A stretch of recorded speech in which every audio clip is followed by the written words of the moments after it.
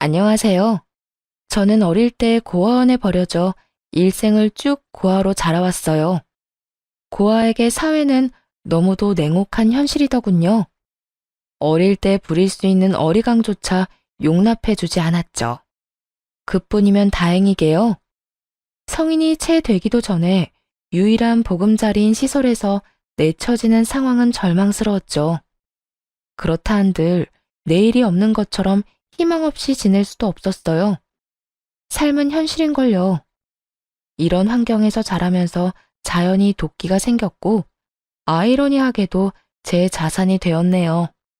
많지는 않았지만 자립 정착금으로 5평 남짓한 작은 집을 구했고 남은 돈으로는 학창 시절부터 쭉 구상해온 첫 사업에 과감히 투자했습니다.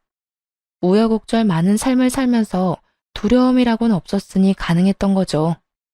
모든 것이 힘겨웠고 첫 사업이기에 불안했지만 다행히도 빚에 허덕이는 힘든 역경 없이 차근히 성장해 나갔네요. 물론 시행착오도 수도 없이 겪었지만요. 그런 시행착오 끝에 30이 다 되어서야 사업은 안정적으로 자리를 잡았어요. 남편은 사업을 막 시작했을 때 뽑은 첫 직원이었어요. 배송과 물류 업무를 담당하는 직원이었는데 일머리가 좋아 남편에게 맡기는 업무가 점차 늘어갔죠. 자리 잡기 전까지 참 많이 의지했던 유일한 직원이었네요. 그래서였을까요? 어느 순간부터인가 공적인 기대는 점차 사적인 관심으로 변해가더라고요. 이런 마음을 알게 된 순간부터 불도저처럼 밀어붙였고 그 결과 남편은 연인이 되었네요. 그때는 이 남자를 놓치면 세상이 무너지는 것만 같았어요. 그런데 그런 남자가 결혼을 하자더군요. 경희야, 우리 곧 1주년이잖아. 연애 기간 1년이면 이제 딱 좋은 것 같다는 생각이 들어. 응? 대뜸 무슨 말이야. 설마 1년 연애했으니 연애 휴식기를 갖자. 뭐 이런 말을 하고 싶은 건 아니지? 그럼 나 너무 속상하고 슬픈데? 아니, 연애 휴식기가 아니라 연애는 그만 끝내자. 우리 이제 연애 말고 결혼하자. 내가 더 잘할게. 이 몇 마디가 왜 그리도 설레었는지 모르겠어요. 고백을 받자마자 시모에게 결혼 승낙을 받기 위해 인사를 갔네요. 시모의 첫인상은 그야말로 완벽했어요. 자상하면서도 또 소녀 같은 그런 분이었거든요. 그런 시모가 제 손을 부여잡고는 남편을 거둬줘서 고맙다고 어찌나 인사를 하던지. 사람 구실도 못하고 지내던 남편이라 걱정이 이만저만이 아니었는데 절 만나고부터 확 바뀌었다면서요. 그땐 반가운 마음에 인사치레를 그렇게 하는 거라 여겼죠. 그런 시모가 참 겸손한 사람처럼 느껴졌어요. 그렇기에 이런 사람들과 가족이 된다는 것이 외로이 살아온 제게 하늘이 주는 선물 같았네요. 경희 씨는 우리 집안의 귀한 사람이야. 내가 정말 딸보다 더 귀하게 대접할게요. 감사합니다. 말씀만으로도 가슴이 벅차요. 저도 부족함 없는 며느리가 되도록 노력할게요. 결혼은 나랑 하는데 왜 자기랑 엄마가 눈이 맞고 그래? 첫 만남인에도 죽이 척척 맞는 우리를 보며 남편은 너스레를 떨며 좋아했어요. 하지만 모순적이게도 이런 상황에 덜컥 겁이 나기도 했어요. 고아 출신을 아시고도 지금처럼 대해주실까? 하는 생각 때문이었죠. 결혼이라는 게 첫인상이 좋다고 모든 걸 인정받을 순 없는 거잖아요. 평생 숨길 수 있는 거라면 좋겠지만 어떻게 부모 없이 자랐다는 걸 숨길 수 있겠어요? 한참 좋은 시간을 나눈 뒤 돌아가기 전 큰 용기를 내어 솔직하게 털어놓았어요. 어머님, 그런데 제가 꼭 드릴 말씀이 있어요. 아마 이 이야기를 들으시면 제가 달리 보이실지도 몰라요. 달리 보일 게 뭐 있겠어? 편히 이야기해봐요. 저 고아원에서 나고 자란 고아예요. 낳아준 부모님이 어떤 분인지조차 모릅니다. 그런 저라도 가온 씨와 어머님의 가족이 될 수 있을까요? 시모는 이 말에 놀라 어쩔 줄 몰라 하셨어요. 하지만 놀람도 잠시 시모는 손을 포개어 잡고는 외롭고 힘든 시기를 이겨내고 이렇게 훌륭히 자란 게 대견하다고 다독여주더군요. 네, 시모는 고아 진경이가 아닌 사람 진경이로 봐주신 멋진 분이었어요. 하지만 시댁 식구 전부가 절 마음에 들어하는 건 제 욕심이었나 봐요. 남편의 하나뿐인 동생인 신우는 제가 고아라는 사실을 뒤늦게 알고는 반대했어요. 그래서 신우로 인해 결혼 전 마음 상한 날도 있었고요. 오빠가 뭐 부족한 게 있다고 고아랑 결혼을 해? 부모가 어떤 사람인지도 모르는 사람을 왜 가족으로 받아들이냐고? 너 말 조심해. 혼자 힘으로 열심히 살아온 사람이야. 네가 그렇게 함부로 판단할 수 있는 여자가 아니라고. 오빠는 창피하지도 않아? 어디 가서 대접도 못 받을 출신 여자를 아내로 맞이한다는 게. 아가씨, 저 아가씨 마음 충분히 이해해요. 하지만 고아라는 이유로 무조건 반대만 하지 말고 평범하게 느끼고 봐줬으면 좋겠어요. 언니라면 그게 될 것 같아요? 왜 우리가 언니 때문에 남들에게 손가락질 받을 일을 감내해야 하는데? 저는 창피해서 싫어요. 평범한 사람으로 자라지 그랬어요, 그럼? 신우의 말에 더 분노한 건 시모였어요. 그런 마음으로 사람을 대하면 안 된다고 크게 나무라셨죠. 그러면서 신우가 아직 어려서 표현이 서툴러 그런 거라며 너무 마음에 담아두지 말라고 위로해 주셨고요. 가연이 너 말 가려 못해? 엄마가 널 이렇게 가르쳤니?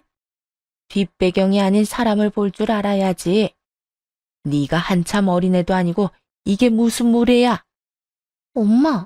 엄마까지 정말 왜 이래? 언제는 부족함 없는 사람에게 시집장가 보낼 거라며. 그게 하나뿐인 엄마 꿈이라며.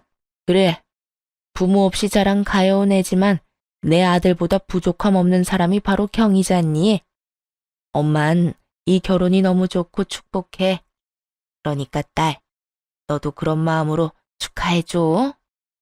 시모의 현명한 대처로 덕에 신우의 반대가 조금 누그러졌어요. 그리고 이런 말에 시모에 대한 믿음이 두터워졌죠.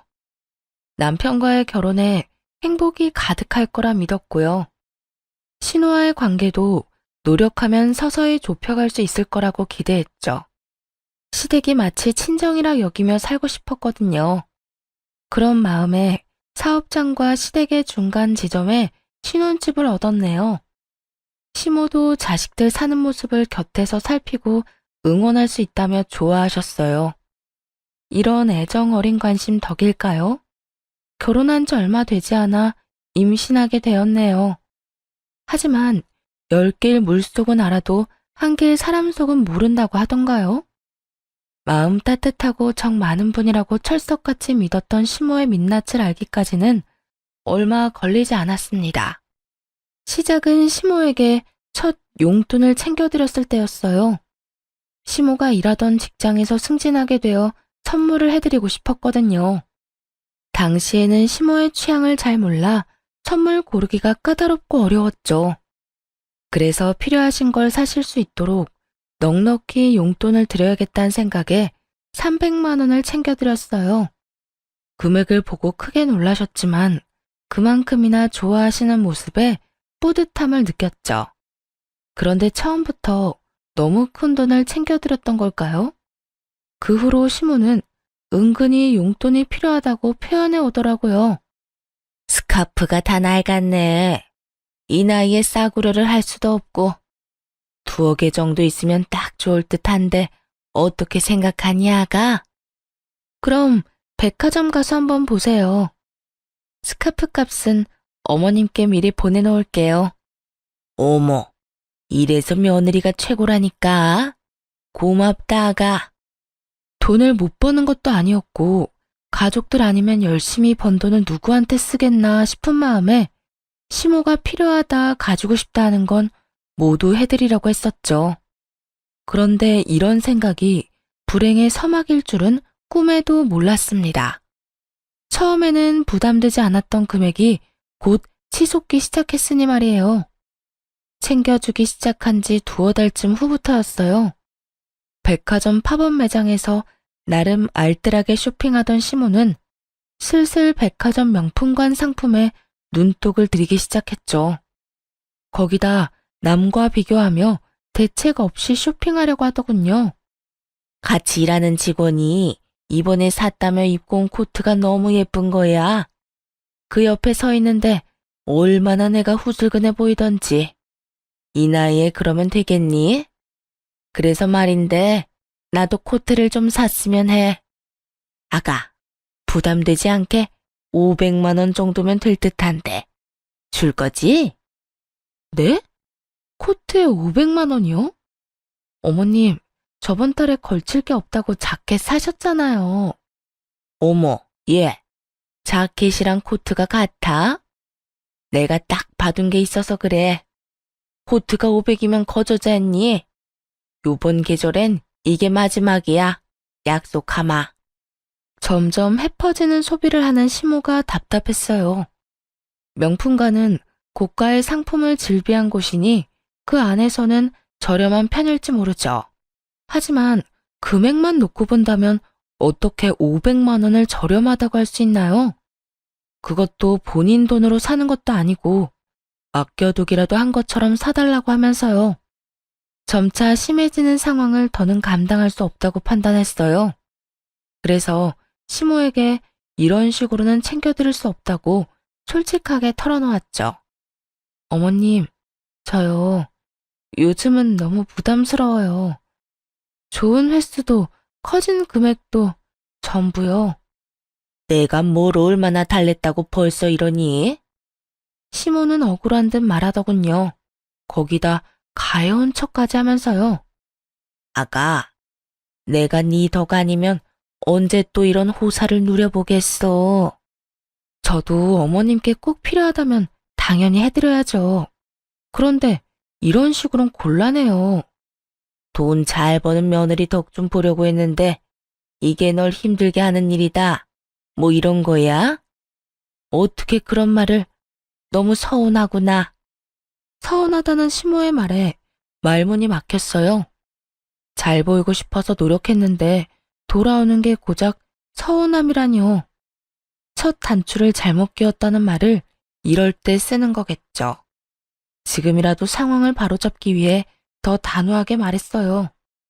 시모는 기싸움이라고 여겼는지 코트는 포기 못하니 대신 금액을 낮추겠다더군요. 그런 시모에게 코트가 필요한 이유가 함께 일하는 분이 코트를 샀기 때문이라면 금액과는 상관없이 드릴 수 없다고 딱 잘랐어요. 그러자 시모는 역정을 내며 따지기 시작하더라고요. 그간 시모에게 드렸던 용돈을 적어둔 메모장을 시모에게 보여드리며 말했어요. 이걸 보고도 그런 말씀을 하실 수 있으세요? 1년이 채 되지 않는 기간 동안 드린 용돈이 직장인 연봉만큼이에요. 내가 그렇게 많이 썼을 리 있니? 네가 유세 떨려고 말도 안 되는 금액을 적어놓은 건 아니고. 제가 왜 그런 짓을 해요? 저 어머님 용돈 드리는 동안 남편에게도 한 번 말한 적 없어요. 알리고 싶었으면 진작에 남편에게 말했겠죠. 참나, 돈 몇 푼으로 치사하게도 구네. 예, 돈도 잘 버는 애가 왜 이렇게 치졸하니? 치졸한 게 아니고 악착같이 살면서 버는 거예요. 앞으로는 용돈으로 매달 100만 원씩 챙겨드릴게요. 필요한 게 있으시면 그 돈 모아서 직접 사세요. 이마저도 싫다고 하시면 그간 드렸던 용돈 기록 남편에게 다 알릴 거고요. 용돈을 매달 드린다고 했는데도 뭐가 그리 불만인지 시모는 그날부터 태도가 확 돌변했어요. 매달 드리기로 한 용돈을 드리는 날마저도 비꼬며 비아냥대기 일쑤였죠. 세상 참 좋아졌어. 보아가 사장도 돼서 시부모 용돈을 100만 원씩이나 주고 말이야. 이 눈치 없는 남편은 그런 말을 듣고도 바보 같은 소리를 하더군요. 진짜? 엄마는 좋겠다. 며느리가 용돈을 그렇게나 주고. 경희가 나 대신 엄마한테 효도하네. 효도는 무슨 당연한 거지. 이런 걸로 효도라고 하면 내 주변 친구들은 호강에 겨웠게. 시모의 바뀐 태도에 가끔 시댁에 갈 때면 여간 불편한 게 아니었어요. 시모도 전처럼 살갑지 않으니 좌불안석이었죠. 이 모습을 다 지켜본 신우는 한동안 잠잠하더니 시모와 합세에 괴롭히기 시작했어요. 고아 출신을 운운하며 버릇없이 굴기까지 했고요. 날이 갈수록 심해지는 괄시에 시댁에는 차츰 거리를 두었어요. 하지만 어디 그게 뜻대로만 되나요? 어느 날부터인가 아무도 없을 때 신우가 찾아오는 일이 있었어요. 현관 암호를 어떻게 알았는지 집 안까지 들어와서는 허락도 없이 제 명품백에 손을 댔나 보더라고요. 홈캠에 찍힌 신우의 모습에 처음엔 정말 기함했더랬죠. 나중에 전후 사정을 들어보니 남편이 현관 비밀번호를 알려준 거더라고요. 버젓이 제 가방을 사용한 것도 모자라 일부러 사용한 티를 팍팍 내려고 한 건지 쓰레기를 담은 채로 가방을 바닥에 아무렇게나 던져놓았더군요. 그 후에 심지어는 명품백을 잃어버리는 일도 있었고요. 신우는 백을 잃어버리고 온 날 이실직고하긴 했어요. 하지만 뻔뻔한 태도에 화가 치밀어 참을 수 없었네요. 언니, 미니백 말이에요. 내가 엊그제 썼는데 잃어버렸지 뭐야? 아가씨, 빌려간 걸 잃어버리면 어떡해 해요. 제가 아끼는 백인 걸 알았잖아요. 어쩔 수 없었어. 내 패션엔 그게 딱이었단 말이야. 그런데 왜 그렇게 화가 났어요? 왜 화났냐니요. 지금 이 상황에서 침착한 게 더 이상한 거죠. 에이, 언니는 돈 잘 버니까 그깟 명품백쯤은 당장 살 수 있잖아요. 내 마음에도 쏙 들었던 거니까 같은 디자인으로 사다나요? 이렇게 뻔뻔히 구는 신우를 더는 두고 볼 수 없겠더라고요. 그래서 그간 고아라며 비꼬던 것까지 일컬어 주의를 주었어요. 아가씨, 정말 너무한 거 아니에요? 그렇게 저더러 고아 하면서 못되게 군 것도 그렇고 제 가방을 허락 없이 쓰다 잃어버려 놓고도 사과는커녕 사놓으라고요. 왜 이래요? 제가 틀린 말 한 것도 아닌데. 고아라서 고아라고 한 게 문제될 것도 아니고 새언니가 가난한 것도 아닌데 가방이야 다시 사면 그만이잖아요. 아가씨, 남의 가방을 잃어버렸으면 사과를 먼저 해야죠. 그리고 제 출신이야 어쨌든 지금의 아가씨의 윗사람이에요. 버릇없이 굴지 말라고 말하는 거예요, 지금. 앞으로는 예의 갖춰요. 신우를 따라 집에 왔던 시무는 이 대화를 들었나 보더군요. 그리고 모든 상황을 알고 있음에도 신우가 아닌 저를 나무랐습니다. 듣자 하니 내가 말을 안 할 수가 없구나. 예, 내 딸이 틀린 말 했냐? 네가 고아인 건 사실이지 않냐? 네가 고아인 걸 네 부모 탓을 해야지. 왜 엄한 내 딸한테 성을 내? 너 그거 자격지심이야. 그리고 가방이야 또 사면 되는 것 아니냐? 그깟 가방이 뭐라고 니까지 깨를 혼내려 들어? 예, 귀한 내 자식한테 함부로 굴지 마렴. 알겠니? 엄마, 나 정말 속상해. 내가 뭘 그렇게 잘못했다고 이렇게 대하냐? 그치? 언제는 저도 이제 가족이라면서요. 가족이니까 아가씨가 잘못한 부분에 대해 말한 건데 제가 자격지심이네 하는 말까지 들어야 하나요? 이게 유치하게 편든다고 해결되는 문제인가요? 도대체 어머님도 아가씨도 왜 그러시는 건데요? 이날 알게 된 사실이 하나 있었네요.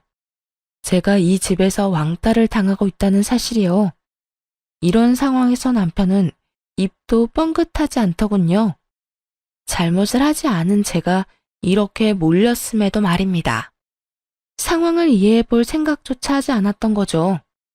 그날 집으로 돌아와 눌러왔던 화를 터뜨렸어요. 왜 그 자리에서 가만히 있었어?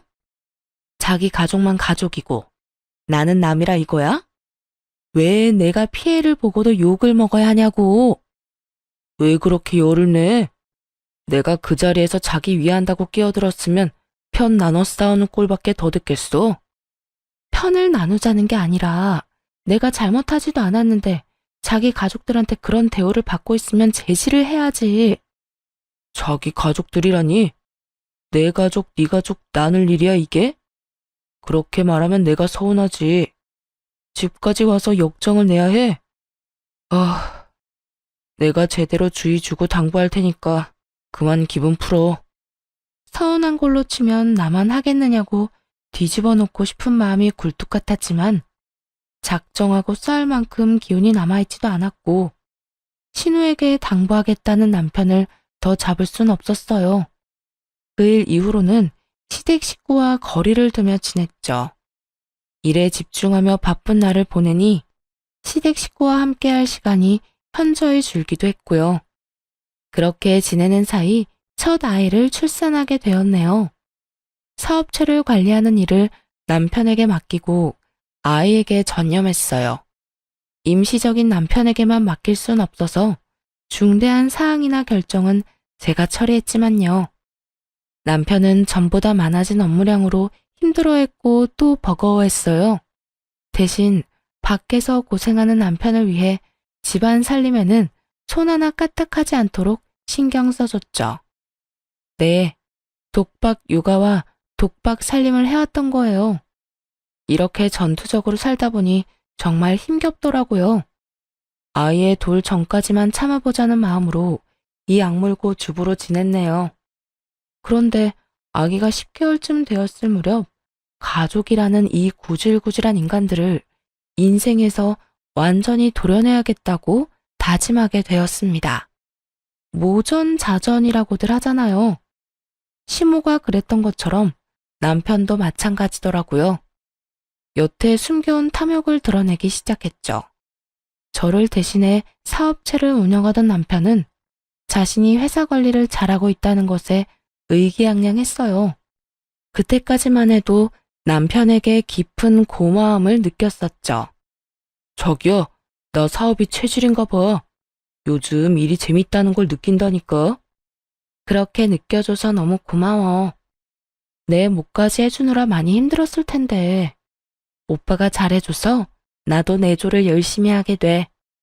하지만 칭찬 몇 번에 이 얌체 같은 인간은 기고만장해져서는 제게 확인받아야 할 사항까지 멋대로 정하기 시작했어요. 결국 이로 인해 부부싸움까지 잦아진 것은 물론이고 이를 수습을 위해 애를 들쳐업은 채 뛰어다니는 수고를 해야 했어요. 그런데 이 남자 어쩜 이리도 뻔뻔할 수 있을까요?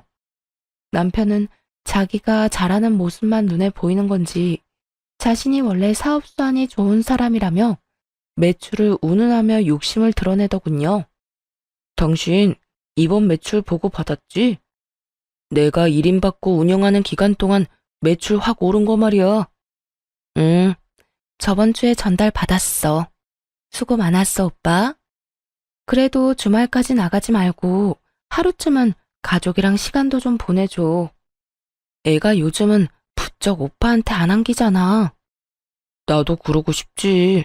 그런데 잘 된다고 손 놔버리면 망하는 건 한순간이야. 말 나온 김에 하는 말인데 이참에 당신이 쭉 애 보면서 집안일해. 애도 나한테 잘 안 오는데 뭐. 내 내조나 하면서 편히 지내면 되겠네. 회사도 회사 직원들도 그 편이 훨씬 좋잖아. 사장이라고는 해도 당장 일 못하는 당신보다 소원 좋은 애가 나을 것 뻔하고. 이게 무슨 말 같지도 않은 소린가요? 짐작은 하고 있었지만 이렇게 직접 들으니 황당하기 그지없더군요. 눈 한 번 깜빡이지 않고 주접떠는 남편의 모습에 기가 찼어요. 매출이 왜 높아졌는지 그 이유를 정말 몰라? 무슨 말도 안 되는 소리를 그리 정성스럽게 해. 어이가 없네. 착각하지 마. 당신이 능력이 좋아서 끌어올린 매출 아니거든.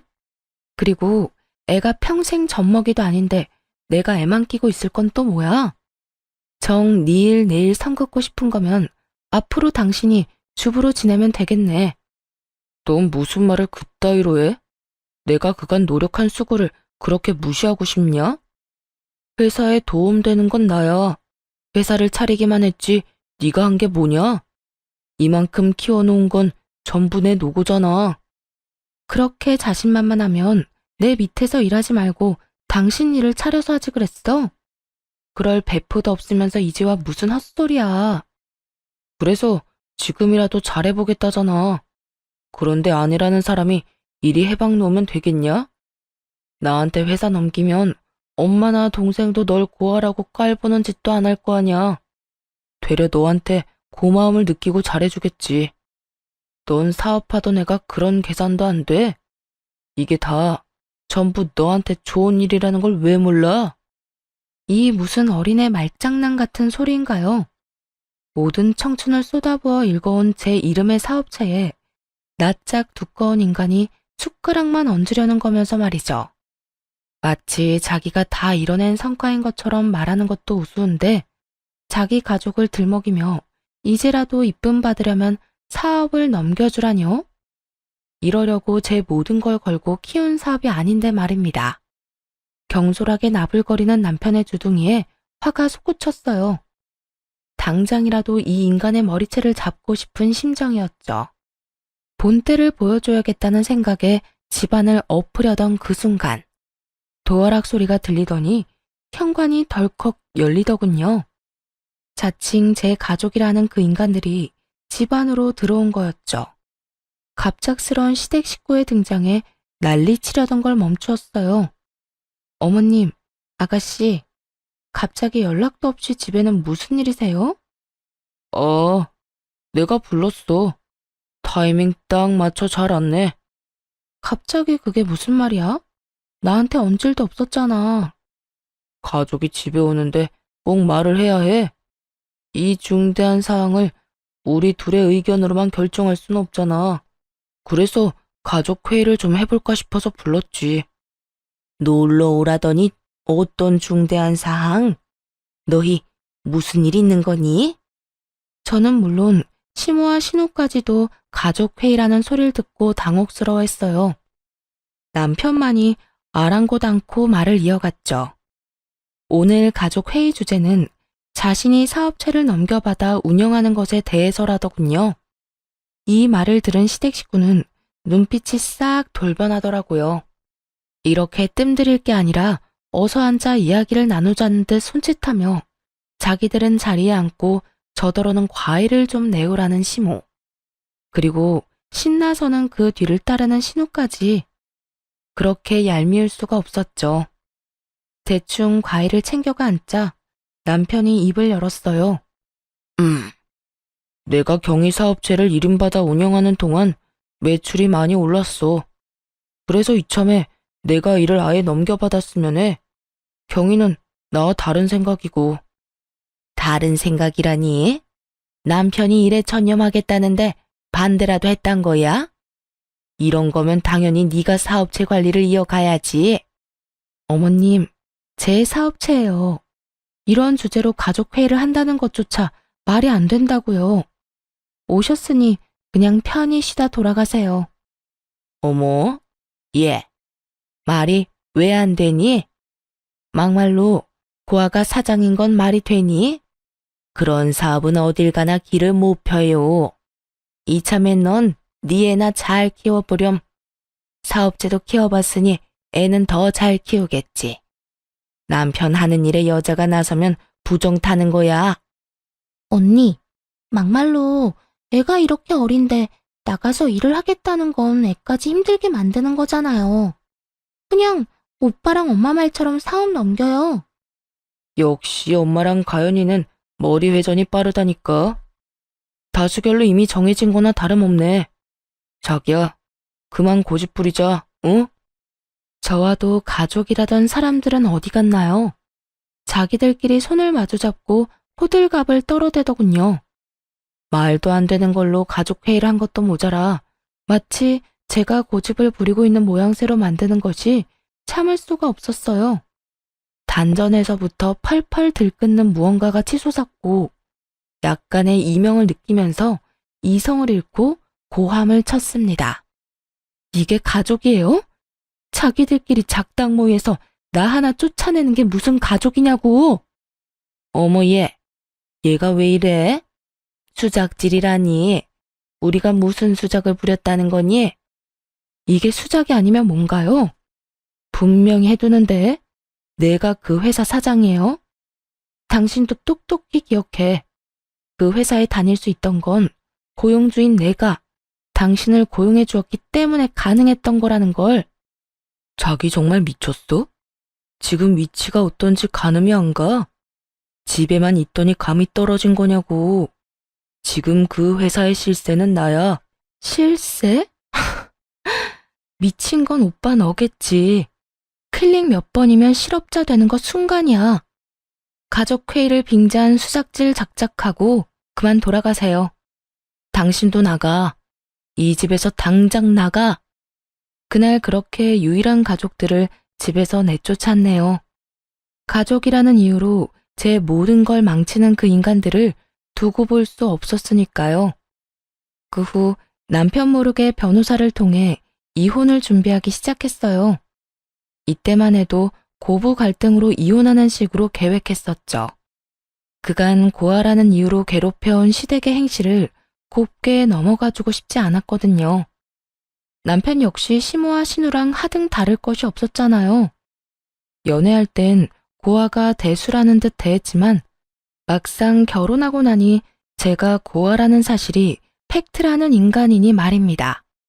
사업을 하면서 생긴 성견지명 덕에 괄씹었던 내내 차곡차곡 모아둔 증거들이 수두룩 빽빽했어요. 그러니 이혼 계획도 수월하게 준비할 수 있어 어려움도 없었죠. 이혼 소송은 꽤 기간이 필요하다고 하기에 그동안은 남편이 덕본 것들을 하나씩 차근히 빼앗아 오겠다 마음먹었어요. 자신의 탐욕이 불러온 파국을 온몸으로 느낄 수 있도록요. 가장 먼저 한 일은 제 회사에서 당장 해고하는 것이었네요. 물론 해고장은 남편이 지내고 있던 시댁으로 보냈고요. 아니나 다를까 그 서류를 받자마자 남편은 곧장 찾아왔어요. 비밀번호를 바꿔서 들어오지도 못하고 현관문을 두드리며 어찌나 고함을 쳐대던지. 야, 문 열어. 문 안 열어? 네가 뭔데 날 잘라? 내 회사야. 내가 이끌고 있던 내 회사. 니까짓 게 뭔데 날 잘라? 가소롭기 짝이 없었죠. 그 인간에게 대꾸하기 위해 인터폰을 눌렀어요. 네 회사? 주제 파악을 여전히 못하네. 잠깐 사장실에 엉덩이 좀 걸쳤다고 진짜 네 거라도 된 줄 알아? 내 청춘 다 바쳐서 내가 세운 내 회사야. 넌 그저 남의 것을 탐내는 도둑일 뿐이고. 더 소란 피우지 말고 돌아가. 사람 부르기 전에. 야! 진경이, 네가 어떻게 나한테 이래? 어떻게? 이러고도 우리 관계가 무사할 것 같아? 내가 왜 너랑 결혼까지 했는데? 내가 왜? 나랑 왜 결혼했는데? 보아인 내가 능력 좋으니까 어떻게 해보려고? 그런데 어떡하나. 내가 고아는 맞지만 사리 분별은 명확해서. 네 배가 아프다 못해 골맞으면 심내 난. 남편은 그 뒤로도 한참을 소란을 피웠고 결국 경비손에 이끌려 단지 밖으로 쫓겨났어요. 그 모습을 베란다에서 지켜보는데 속이 다 시원했네요. 그리고 남편이 회사에 가 난리를 칠 걸 우려해서 모든 직원에게 일주일 휴가를 주었어요. 일주일 후 직원들 출근에 맞춰 회사에 복직했죠. 그런데 회사가 문 여는 날만 기다렸던 건지 복직 첫날부터 남편이 찾아와 대면하게 된 게 아니겠어요? 눈에 뵈는 게 없는지 저를 발견하고는 아이처럼 떼를 써대는 겁니다. 당장 해고 전으로 모든 걸 다 돌려놔. 내가 무슨 이유로 잘려? 이건 부당해고야. 노동청에 신고하기 전에 원래대로 돌려놓으라고. 그리고 다시 생각해봐. 아니, 제발 좀 내 말대로 좀 해. 내가 왜 그래야 하는데? 정말 끝까지 이럴 거야, 너? 보아라, 나랑 쪽내면 갈 곳 잃은 유기견 신세야. 몰라? 가족 울타리에 속해서 살고 싶으면 자존심 작작 부려? 그 나이에 여태 위치 파악도 안 되면 어떡해? 남편은 날이 선 눈빛을 하고는 잡아먹을 듯 노려보더군요. 하지만 고작 그 정도로 주눅이 들 제가 아닌걸요. 저는 그런 남편에게 눈 하나 깜빡하지 않았어요. 그런 모습이 더 남편을 자극했던 건지 갑자기 멱살을 잡더군요. 태어난 것 자체가 죄라 부모한테 버려진 년을 돈 많은 거 하나 보고 걷어줬더니 이렇게 내 뒤통수를 쳐? 이래서 천한 신분인 것들은 상종하면 안 되는 거야. 너처럼 은혜를 원수로 갚으니까. 모욕적인 말을 쏟아내기 무섭게 우리에게 다가온 한 중년 여성으로 인해 마찰음과 함께 남편의 고개가 돌아갔습니다. 남편은 그 힘 때문에 제 멱살을 잡고 있던 손까지 놓치며 휘청거렸죠. 그 여성은 벙친 남편을 향해 삿대질까지 해대며 분개했어요. 한낱 벌레만도 못한 너 따위가 뭔데 내 딸을 함부로 대해? 네가 뭔데? 내 딸 인생엔 그 누구도 관여할 수 없어. 그게 부모인 나라고 해도. 그런데 감히 니깎게 내 딸을 모욕한 것도 모자라 멱살까지 잡아? 누구세요? 진경이, 이 사람 누구야? 누군데 내 뺨을 갈기는데? 나? 내 딸한테 빌붙는 쓰레기 치우러 온 사람이다. 왜? 앞에서 말한 것처럼 저는 부모 얼굴도 모르고 자랐어요. 그랬죠. 그런데 기적처럼 1년 전 저를 버린 엄마와 연락이 닿은 일이 있었거든요. 물론 처음엔 믿지 못했어요. 아니, 믿고 싶지 않았습니다. 나를 등진 부모와 마주한다는 건 평생을 홀로 자라온 외로움보다 더 두렵게 느껴졌으니까요. 하지만 버린 이유는 궁금하더군요. 몇 날 며칠을 연락해 딱 한 번만 만나고 싶다고 애원하는 엄마의 모습에 스스로 여러 핑계를 대며 만나러 갔었죠. 그때 왜 버려질 수밖에 없었는지 그 이유에 대해 전부 알게 되었고요. 사실 널 혼전 임신으로 가지게 됐었어. 그래서 미련한 내가 널 지킬 힘이 없었다. 엄격한 집안이라 혼전 임신 자체를 용납하지 못했으니까 말이야. 물론 네 친아빠와도 결혼은커녕 강제 이별까지 하게 됐었어. 미안하다. 엄마가 엄마답지 못했어. 엄마의 부모이자 즉 제 조부모님의 완강한 반대로 인한 버려짐이었어요. 제 친부의 생사조차 모르는 엄마가 가여울 뿐이었습니다. 엄마는 저를 고아원에 버린 그날 자신이 완전히 독립해서 누구에게도 휘둘리지 않는 주체적인 삶을 살겠다고 다짐했다더라고요.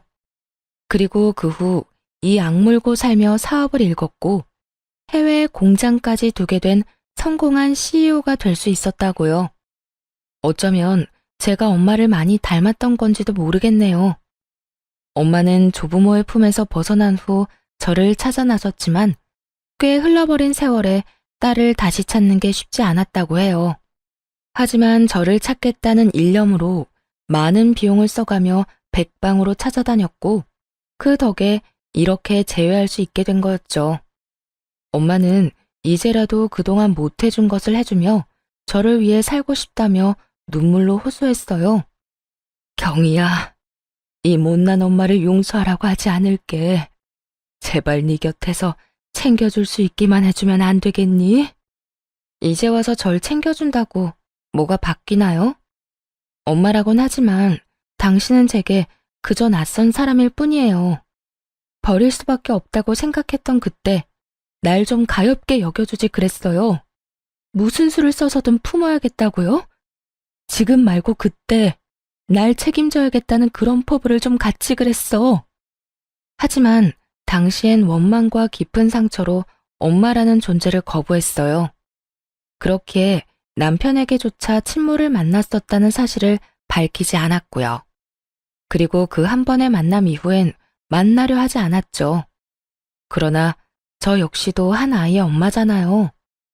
아이가 크는 모습을 보며 많은 생각이 들더군요. 내 부모도 내가 커가는 모습을 보면 얼마나 좋아했을까? 나처럼 이렇게 행복하다고 느꼈을까? 하는 생각들요.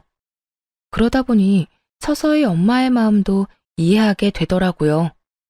이제라도 내게 모든 걸 해주고 싶다는 그 마음 말입니다. 남편의 뺨을 대차게 날리던 그날은 엄마의 마음을 받아들이기로 결심하고 먼저 연락을 해 엄마와의 약속을 잡은 날이었어요. 사업을 한다는 걸 알고는 이 부분에서 도움을 주고 싶어 하셨거든요. 이런 사실을 알 리 없는 남편은 제 엄마를 앞에 둔 것도 모르고는 보아 운운하며 막말을 해댄 겁니다. 그날 엄마는 제 묵은 채증이 싹 가실 정도로 남편을 짓밟아 주었네요. 버러지만도 못한 놈, 인간 같지도 않은 네 놈이 내 딸에게 무슨 행패야? 내 딸 사업체를 탐낸다던 놈이 너지? 다시는 그런 꿈도 못 꾸게 해줄 테니까 각오해. 당신이 뭔데? 자식 버리고 떠난 사람도 부모라고 이제와 부모 행세야? 누가 그런 말하면 겁이라도 먹을 줄 알아? 겁이라고 했니? 너야말로 지금부터 겁먹어야 할 거야. 네가 이 회사에 다니면서 저지른 만행이 다 까발려질 테니까. 엄마의 말에 한 남자가 서류 봉투를 들고 들어왔어요. 그 서류에는 남편이 제 회사를 운영하는 동안 저질렀던 일들이 빼곡했죠. 엄마, 그 서류에 적힌 게 사실이에요? 야, 진경이 널 버리고 이날 이때껏 모르고 산 사람이야. 저 사람 말을 믿는 거야? 네 가족은 우리뿐이잖아. 나를 믿어야지. 내가 그런 거 할 사람으로 보여? 어? 증거라면 얼마든지 보여줄 수 있어. 이곳에서 벌인 일이니까. 하늘을 손으로 가린다고 그 하늘이 가려지는 줄 알아? 오래 일한 직원들만 골라 임금 체불한 걸 평생 숨길 수 있는 짓이라고 생각했나 보지? 야가 빠진 네 놈이 고작 쓴 머리가 직원들과 내 딸의 돈독한 사이를 이용하는 거였다니. 직원들이 쓴 탄원서가 있다는 건 아나 몰라? 이래도 벌레 같은 네 놈이 부당해고를 당한 건가? 이런데도 네가 내 딸의 회사를 운영할 자격이 있느냐고. 남편은 이 모든 사실이 까발려지자 아연실색했어요. 곧이어 좀 전에 들어왔던 남성이 이번엔 또 다른 서류 봉투를 건넸어요. 그 봉투 안에는 엄마의 말대로 오래도록 함께 해온 직원들이 한자 한자 눌러 쓴 탄원서가 가득했어요. 그걸 보자마자 부들부들 떨리는 손을 힘껏 올려 남편의 얼굴을 내리쳤습니다.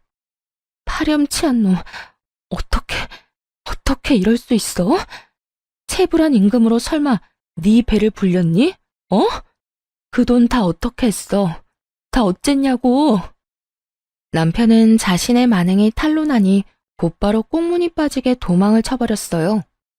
엄마는 제 사업체를 돕기 위해 이전부터 많은 것을 조사했었고 그 과정 중 남편의 만행까지 알게 되었던 거였더라고요. 엄마의 말에 의하면 남편은 야금야금 떼간 직원들의 월급으로 시댁의 대출을 갚아준 것 같다더군요. 그 말을 듣고 어찌나 창피하던지 얼굴이 붉어졌네요. 그런 하찮은 인간을 그간 가족이라 여기며 믿고 의지했던 스스로가 너무도 미련하게 느껴졌어요. 이제 친엄마도 만나게 된 마당에 이런 지긋지긋한 악연을 이어갈 필요가 뭐 있겠어요. 곧장 준비를 해왔던 이혼 소송을 시작했네요. 엄마는 제 이혼마저도 도와주고 싶어 했어요. 한국에서 가장 유능한 이혼 전문 변호사랑 연결해 줄게. 비용도 엄마가 전부 대줄 거니까 넌 미련 없이 정리하는 것에만 집중하렴. 엄마, 괜찮아요. 내가 알아서 해. 나도 엄마만큼은 아니지만 능력 있어. 이미 함께 준비해오던 유능한 변호사도 있는걸요. 최고의 변호사라 할 만큼 유능한 변호사와 이미 이혼 준비를 해왔던 터라 엄마의 도움은 만료하고 그분과 이혼 소송을 이어나가기로 했어요. 남편은 뒤늦게 이혼 소장을 받고는 엄마가 있을지 모르는 회사 대신 집으로 찾아왔더군요. 그래서는 고작 한다는 말이 저와 살며 엄청 고생했다는 푸념이었죠. 아이 이야기도 전혀 없었네요. 너 나한테 어떻게 이래? 우리가 가족으로 거둬둔 아량은 생각도 못해? 이깟일로 이혼 소송? 너 진짜 미쳤어? 이깟일? 그럼 어떤 일로 이혼을 해야 하는데? 너나 네 식구는 내 가족이 아니라 그냥 나한테 물의배일 뿐이야. 이렇게 왔으니까 내 입으로 말할게. 우리 이혼해. 너랑은 이제 하루도 엮여있고 싶지 않으니까. 야, 내가 너랑 살면서 얼마나 고생을 했는 줄 알아? 너 내가 고생한 걸 알면 이렇게는 못해. 사장을 아내로 둔 내 서름을 네가 알아? 아냐고. 새삼스럽게 내가 사장이라 결혼한 거 아니야? 선택은 네가 해놓고 이제 와서 왜 이래 찌질하게. 그 서름 이제 훌훌 털면 되겠네. 나랑 이혼하고. 야, 진경이, 너 이제 네 엄마 만났다고 눈에 뵈는 게 없냐? 내가 그깟 회사 좀 넘겨받는 게 그렇게 싫어? 이런 이혼 소송 수작까지 부릴 만큼? 진짜 찌질한 건 내가 아니라 너지. 더 말 안 해. 이혼 소송 당장 취하해. 남편은 자신이 뭘 잘못했는지조차 모르고 있었어요. 이혼하면 그간 누렸던 것들을 못 누릴까 그게 염려되어 난리를 쳐대는 것 같았죠. 이혼 소송 취하하라며 뻔뻔하게 나오는 남편을 보고 있자니 내 돈이 아쉽긴 했나 보네 하는 생각이 들더군요. 취하는 무슨, 하루빨리 소송이 끝나길 바랄 뿐인걸요. 오히려 변호사에게 연락해 남편에게 10원도 넘겨주지 않게 해달라고 했네요. 시모는 이혼 소송이 진행되고 있다는 사실을 늦게 알았는지 시간이 지나고서야 찾아와선 들들 볶아댔어요. 아가, 너 정말 이혼을 할 참이야? 네가 정말 정신이 나간 거니? 고아인 네가 우리 아들을 버린다는 게 말이나 되냐? 응? 그래, 새언니, 진짜 이성적으로 생각을 좀 해봐. 우리같이 고아인 언니를 받아줄 사람이 또 어딨어? 설마 돈 좀 있다고 남들이 다 우리처럼 호의적일 줄 아는 건 아니지? 이 나이에 고아로 자랐다고 차별하는 사람 만나는 게 더 드물다는 거 모르세요? 제가 고아라고 써붙여 다니면 몰라도요. 그런 되지도 않는 걱정 말고 찾아오지 마세요. 곧 이혼 소송도 끝날 것 같으니까요. 이 인간들은 이혼 소송 끝날 것 같다는 말에 소스라치게 놀라서는 발등에 불 떨어진 양 난리를 쳐댔습니다. 넌 정말 끝까지 마음에 드는 구석이라고는 없구나. 다 끝날 것 같으면 이혼 그까짓 거 하렴. 나라고 고아인 네가 마음에 들어 잡아두려던 건 아니니까. 예, 부부는 공동재산인 거 알지? 재산 분할 제대로 해. 그래, 이혼 그깟게 뭐 흠이라고.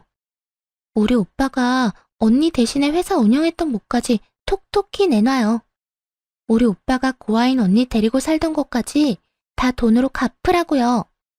그 밥에 그 나물이라더니 어쩜 남편이고 시댁 인간들이고 이리도 똑같을 수가 있는지 신기할 정도였네요. 재산 분할을 물고 늘어지며 한 푼이라도 더 떼가려고 혈안이 돼서는 그 이후에도 한참이나 찾아와 괴롭혀댔으니 말입니다. 하지만 제 목표는 이 쓰레기만도 못한 인간들에게 티끌만큼의 돈도 주지 않는 거였죠. 재산 분할은커녕 오히려 시모와 신우가 절더러 고아라고 무시하고 헐뜯었던 것과 그걸 보면서도 남편이 방임했던 태도, 그리고 남편이 제 재산을 탈취하려던 의도와 함께 직원들의 임금 체불과 그를 사적으로 활용한 것까지 얹어서 이혼 소송은 승소의 기쁨을 안겨주며 끝났네요. 그뿐이겠어요. 시댁의 못된 행실들 덕에 위자료까지 최대로 받을 수 있었답니다. 다 제가 읽어온 것이니 공동재산이랄 것도 없어 분할할 이유조차 없었고요. 그러나 이대로 끝낼 인간들이 아니었어요. 어떻게든 괴롭힐 요량으로 시모와 신우까지 합세해서는 양육권을 들먹이며 소송하겠다고 난리를 쳐대더라고요. 양심도 없는 년, 낯짝이 두꺼우니 이렇게 사람 물을 먹이지? 너 같은 것이 애를 키울 자격이나 있는 줄 아냐? 양육권 내놔, 양육권. 그 돈이라도 받아먹게. 제 자식을 사기꾼으로 만들고 싶진 않네요. 그리고 경제력도 없는 인간을 뭘 믿고 애를 맡겨요? 미쳤어요? 경제력이 없다니. 경제력은 네가 빼앗아 간 거잖아. 네가 내 인생을 이렇게 꼬아놓은 거잖아. 돌려내. 돌려내라고. 사람이 이렇게 추잡스럽게 미치면 어떻게 해. 내가 빼앗은 게 아니라 네가 죄를 지어서 잘린 거야. 법원에서도 인정한 걸 아직도 이해 못해? 미련에서는. 뭐야? 야, 이년이 돈 좀 있어서 고아라도 받아줬더니 이제 있는 돈 없는 돈 다 빼앗아 가놓고 뭐? 다는 못 뺏겨. 내 손주라도 데리고 올 거야. 그런 줄 알아? 해보세요, 어디. 경제력도 없고 주 양육자도 아닌 남편이 뭘 할 수 있을지 저도 궁금하네요. 애 한 번을 제대로 안아준 적 없는 저 인간이 무슨 해볼 테면 해봐요. 아빠로서 자격도 없는 무능한 인간 딱지 제대로 붙여드릴 테니까. 전 시무는 지 아들의 무능함은 전부 제가 만든 거라며 무섭고 독한 년이라고 한참 욕을 퍼붓고는 이를 바득바득 갈면서 남편을 데리고 돌아갔어요. 이렇게 찾아와 구질구질하게 굴었지만 양육권 소송에서 이길 수 없음을 알았는지, 그리고 더 싸워볼 자금도 없었던 터였는지 소송을 하진 않더라고요. 그래서 여기까지만 하고 참으려고 무던히 노력했습니다. 아이의 아빠이고 부모라는 존재가 얼마나 소중한지 잘 알기에 아이에게서 아빠의 존재를 빼앗을 생각은 없었어요. 하지만 이 기회마저 걷어찬 건 바로 전 남편이었네요. 첫 면접 교섭일, 아이가 너무 어려 함께 동행했거든요. 전 남편은 아이를 예뻐만 할 줄 알지 아이에 대해 아는 것이 없으니 어쩔 수 없었죠. 그런데 전 남편이 작정을 하고 나왔던 거더라고요. 대면하는 장소에 시무와 신우까지 대동해 나와 쇼를 해댔거든요. 자기야, 우리가 비록 서로 헐뜯으며 지저분하게 싸우긴 했어도 난 내 아이도 당신도 너무 소중하다고 생각해. 그래도 가족으로 얽혀 함께 나눈 정이 있는데 이렇게 허무하게 우리의 관계를 정리할 순 없잖아. 그래, 아가. 우리가 분한 마음에 너를 찾아가 못되게 굴었던 행동은 충분히 반성하고 있어. 든 자리는 몰라도 난 자리는 안다고. 네가 있을 땐 몰랐던 걸 너가 없어지고 나니 알겠더구나. 내 아들과 재결합해주렴. 더는 이전 같은 멍청한 짓 하지 않을 거야. 자기야, 엄마 말 진심이야. 우리 정말 반성 많이 했어. 아이를 생각해서라도 재결합하자. 내가 육아하고 당신은 그간 못한 일 원 없이 하면서 지내자. 당신 회사 탐내는 그런 바보 같은 짓 절대 안 할게. 전 남편의 말 한마디 한마디가 전부 황당했지만 더 놀라웠던 건 바로 전 시모의 태도였습니다. 어찌나 연기를 잘하던지 눈물 콧물을 흘려대며 이제야 제 소중함을 알겠다고 하는데 어찌나 어이가 없던지. 얼마 전 이를 바득바득 갈며 분노하던 모습은 온데간데 없더라니까요. 그뿐인 줄 아세요? 전 신우는 또 어떻고요? 다시는 고아 운운하며 비난하거나 얕보지 않겠다면서 휴지로 눈물을 훔치는데 그건 그것대로 가관이었어요. 언니한테 그동안 얼마나 무례했는지 너무 늦게 알아서 미안해요. 제발 다시 돌아와줘요. 돌아와만 주면 앞으로는 윗사람으로 깍듯하게 대할게요. 진심으로요. 자기야, 우리 가족이 이렇게 당신을 원해. 우리 정말 깊이 뉘우치고 미안해하고 있어. 나 당신 정말 사랑했고 여전히 사랑해. 없어 보니까 알겠더라. 그동안 잘못했던 거 재결합해서 함께하는 동안 열심히 갚을게. 나도 그리고 내 가족들도. 그러니까 기회를 줘. 전 시댁 식구들의 말을 쭉 듣다 웃음이 터졌어요. 한참을 웃자 서로 눈치를 보며 따라서 희죽거리더군요. 그런 전 시댁 식구에게 싸늘한 표정을 하고는 말했습니다. 이혼 서류에 잉크가 다 마르지도 않았는데 이게 무슨 개수작일까? 당신들이 날 고발하며 괄시했던 내용이 여전히 고스란히 남아있는데 정신 차릴 겸 한번 들려드릴까요? 진짜 대단들 하네요. 돈이 있다 없으니까 미칠 것 같던가요? 발칙하기 짝이 없네. 그러게, 있을 때 잘 좀 하지. 자기야, 무슨 말을 그렇게 해. 우린 전부 진심이야. 우리 가족은 널 그리워하고 있다고. 날 그리워해? 내 돈이 필요한 걸 누가 모르니? 고아 하더니 정말 저는 평생 고아로 살 운명인가 봐요. 나한테 이러는 당신들 꼴이 너무 우습고 천박해 보이니 말이에요. 다들 정신 좀 차리세요. 남 등쳐먹고 살 궁리 그만하시고. 이 말에 갑자기 전 남편은 오열을 하며 포효했어요. 그리고 곧 이러는 이유를 알게 되었죠. 내가 이 나이에 무슨 일을 할 수 있겠어. 너랑 헤어지고 땡전 한 푼 없는 몸으로 뭐라도 하겠다고 택배일 시작했는데 지금 그마저도 잘려서 일용직을 해야 할 판이야. 나 정말 네 회사 욕심내지 않을게. 제발 날 좀 받아주면 안 될까? 예, 우리도 위자료 준 돈 메꾸느라 너가 줬던 명품 백이고 옷이고 다 팔았다. 내가 이 나이 먹고 호줄근한 모습으로 나다니는 게 창피해 미칠 지경이야. 제발 내 위신 좀 되찾게 도와주렴, 응?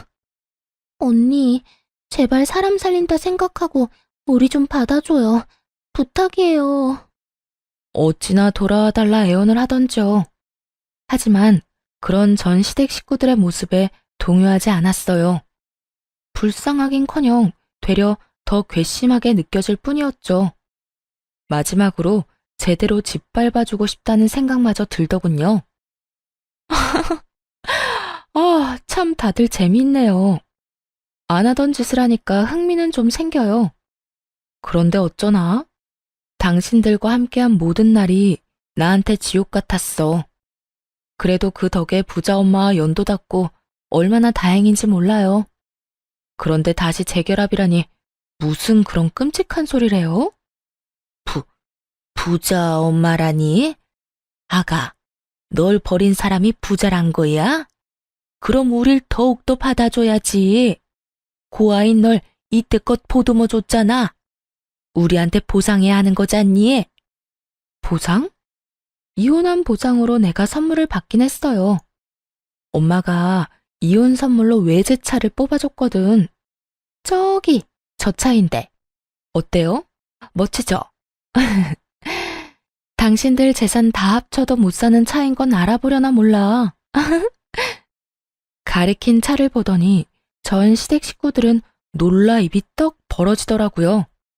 그런 전 시댁 식구에게 한 번만 더 양육권이네 재결합이네 하면서 심기를 건드렸다간 이렇게 깔끔히 끝나진 않을 거라는 말과 함께 양육비도 됐으니 애볼 생각은 추호도 말라며 엄포를 놓았어요.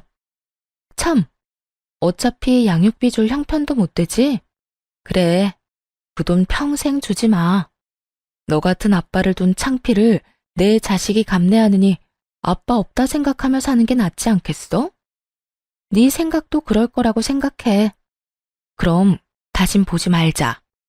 제 말 허투루 듣지 마세요. 예, 아가, 안 된다. 그냥 이렇게 가면 안 돼. 제발 이렇게 모질게 굴지 말아주렴. 제발. 자기야, 생각을 좀 돌려줄 순 없어? 어? 그래도 우리 애인데 이게 무슨 말도 안 되는 소리야. 제발 좀 우릴 가엽게 여겨줄 순 없는 거야? 우리 좀 받아주라, 좀. 아이를 안고 그곳을 나가는 그 순간까지도 전 시댁 식구와 전 남편은 바짓가랑이라도 붙잡을 태세로 쫓아나왔어요. 하지만 깡그리 무시한 채 멋들어지게 외제차를 몰며 돌아왔답니다. 사이드미러에 비친 전 시댁 식구의 모습은 그야말로 통쾌하기 짝이 없었네요. 제 차를 주차했던 자리에 그대로 주저앉아 깡을 치며 울던 모습을 마지막으로 그렇게 전 남편과 전 시댁 식구와는 깨끗이 끝이 났네요. 지금은 인생을 충분히 즐기며 살아가고 있어요. 아이도 꽤 자라 어린이집을 다니며 행복한 나날을 보내고 있답니다. 물론 사업에 열중하느라 눈, 코, 뜰 새 없이 바쁜 날의 연속이지만 그럼에도 육아 역시 놓지 않고 충실히 해내고 있어요. 친엄마와는 자주는 아니지만 종종 연락하고 지내고요. 한국에 들어올 때면 하나뿐인 손주라며 그리도 챙기세요. 제게 주지 못했던 사랑을 제 아이에게나마 모두 베풀 거라더니 지금껏 그 말씀을 지켜주고 계시네요. 손주를 보고 싶다고 해외에 나가 있는 동안에도 매일같이 영상통화를 하며 애정을 보여주시고요.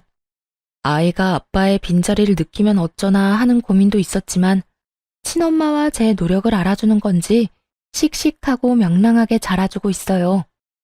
이렇게 이혼 후 워킹맘으로서 씩씩히 해내고 있네요. 이혼을 통해 탐욕이 얼마나 무서운 건지 알게 되었던 것 같아요. 욕심이 눈을 가렸을 때 닥치는 위기는 참 위험한 거라는 것도요. 제 것에 충실하고 열심히 하는 것만큼 안정적이고 보람찬 것도 없다고 생각해요. 그래서 모든 열정을 제 삶에 쏟게 되네요. 앞으로도 지금처럼 저와 제 아이에 집중하며 우리 가정의 행복을 위해 살려고요. 한부모 가정이기는 해도 아이에게 그늘이 생기지 않도록 모든 사랑을 다 줄 생각이네요.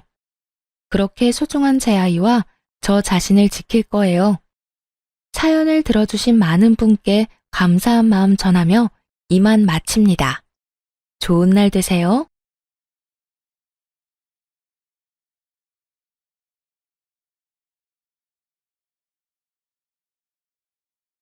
안녕하세요.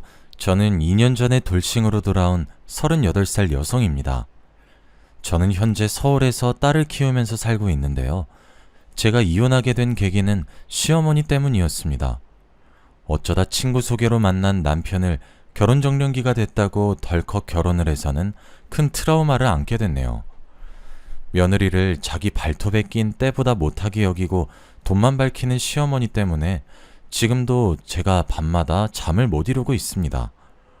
꾸는 꿈마다 시어머니가 나오는데 정말 자기가 고통스럽더군요. 하마터면 그 지옥 속에 살 줄 알았는데 친정엄마의 도움으로 간신히 결혼 생활을 정리할 수 있었죠. 제가 오늘 이 사연을 작성하는 이유는 딱 하나뿐입니다. 시댁살이는 생각보다 녹록지 않다는 걸 말씀드리고 싶으니 어렸을 때 일부터 차근차근 말씀해드리도록 하겠습니다. 제 부모님은 두 분 다 택시 운전을 하셨어요. 아버지는 제가 어렸을 때는 트럭 운전을 하셨는데 크게 사고가 난 다음에 트럭 운전을 접고 다른 일을 하시다가 택시 운전을 하게 되셨죠. 엄마는 성격이 남자답고 화통하셔서 결혼하기 전부터 여러 가지 일을 하시다가 아버지를 따라서 택시를 몰게 되셨습니다. 밤늦게 운전을 하다 보면 술에 취한 남자 손님들이 간혹 엄마가 여자라고 우습게 여기고 짓궂은 농담을 던지는 일이 잦았습니다. 게다가 요금으로 시비를 경우가 있었는데 엄마는 그런 일에 휘둘리지 않고 야무지게 대처하시곤 했죠. 진상 손님을 만나거나 싸움에 휘말리게 될 뻔한 이야기는 늘 퇴근 후에 전해 듣곤 하였습니다. 한 번은 젊은 청년 둘이 목적지에 도착하자 택시 요금 문제로 시비를 걸었다고 합니다. 아줌마, 왜 뺑뺑 돌아서 오는 거야? 돈 더 받아내려고 그러는 거지? 엄마는 어이가 없었지만 웃으면서 대답했죠. 일부러 돌아서 온 게 아니라 안 막히는 길 찾아서 빨리 오려고 그랬던 거예요. 아줌마 말을 어떻게 믿어요? 3,000원 빼고 받아. 청년들은 지폐를 꺼내 엄마한테 던지고 내렸다고 해요. 엄마는 좋게 넘어가려고 했지만 대가리에 피도 안 마른 아들 같은 놈들에게 무시를 당하자 화가 나서 따라 내려서 그놈들을 잡았다고 하죠. 야, 이것들이 요금을 떼먹고 도망을 가? 당장 3,000원 내놔. 이 아줌마가 오늘 죽고 싶어서 환장을 했나? 왜 이래? 오냐, 누가 죽는지 한번 보자. 니들 따라와. 엄마는 양손에 두 놈의 멱살을 잡고 공원으로 끌고 가서 주먹질을 했다고 합니다. 다른 사람이 그랬으면 큰일 날 뻔했다고 걱정을 했을 테지만 저희 엄마는 초등학교 때부터 태권도를 시작했고 고등학교 때는 선수로 활동을 했습니다. 덕분에 청년들은 주먹 한 번 쓰지 못하고 묵사발이 되도록 얻어 터졌다고 해요. 엄마의 호탕한 성격은 초등학생 때부터 알고 있었습니다. 저를 괴롭히는 남자애들이 있단 소리를 듣고 엄마가 무작정 학교 교무실로 쳐들어갔거든요. 그리고는 담임선생님에게 애들 교육 똑바로 시키라고 소리를 지르기도 하셨어요. 동네 사람들도 엄마 성격을 알고 있어서 웬만하면 엄마의 성질을 건드리지 않으려고 조심했습니다. 그렇지만 저는 엄마와 전혀 달랐어요. 부끄러움을 많이 타서 남들 앞에 나서는 걸 싫어했고 내성적이고 소심한 성격을 가지고 있었어요. 그래서 진상 손님을 폭행해 경찰서로 오간 적 있는 엄마와 달리 저는 있는 듯 없는 듯 조용히 지내왔죠. 불의를 당하면 못 참고 불같은 성격 탓일까요? 부모님은 밤낮으로 택시를 몰면서 일을 하셨지만 저희 집안 형편은 그렇게 넉넉해지지 않았어요. 예전에 아버지가 2억이 넘는 대형 트럭을 할부로 사셨는데 불과 1년 만에 트럭이 전복되는 큰 사고가 났거든요. 다행히 아버지는 많이 다치지 않았지만 트럭은 심각하게 부서져서 폐차를 해야 했죠. 사고 처리 비용과 할부금은 고스란히 빚으로 남게 되었어요. 그 빚을 아무리 갚아도 끝이 없었죠. 조금 줄어드는가 싶으면 무슨 일이 터져서 또 돈을 쓰는 일이 생겼으니까요. 그래서 저도 열심히 벌어서 생활에 보태야 했어요. 그렇게 6년을 보내자 빚은 거의 사라졌고 약간의 돈도 모을 수 있게 됐는데요. 1년 전에 결혼한 친구가 오랜만에 만나자고 하더군요. 그러더니 절 보자마자 하는 소리가 남자친구 이야기였습니다. 은주야, 너 남자친구 없지?